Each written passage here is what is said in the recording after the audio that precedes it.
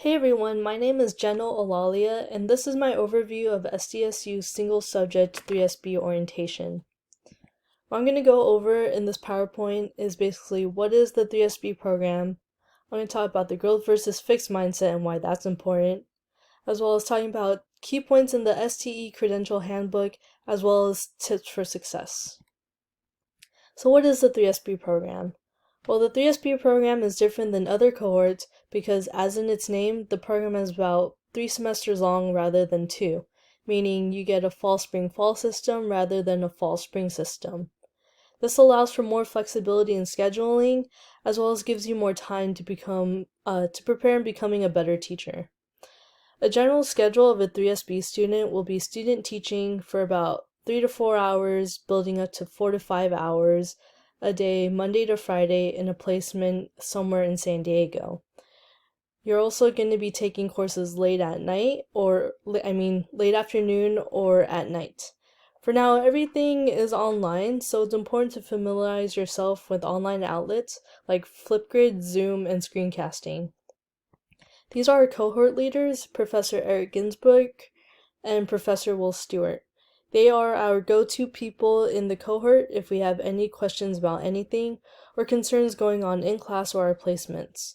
These are their emails if you need to contact them for any reason. So during orientation, we talked about having a growth mindset versus a fixed.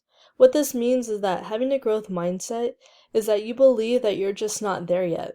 That is, if you fail, you can still continue to learn and do better. Someone with this mindset usually accepts challenges rather than avoids it. They persevere in times of struggle, and they learn from criticism from other people rather than seeing this criticism as an attack on their character.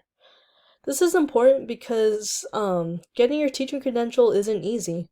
There'll be a lot of new challenges, especially with all this uncertainty in the world, but it's important to see this challenge as a learning opportunity to become a better teacher.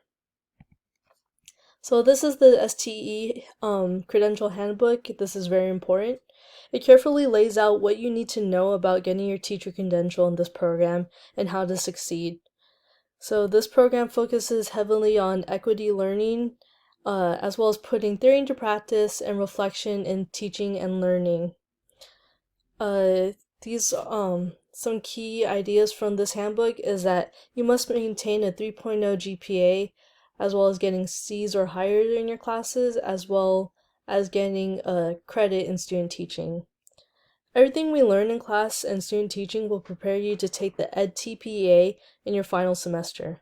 This is like taking the bar exam of teaching. It's a teacher performance assessment that focuses on these 3 tasks and sees if you're ready to start teaching.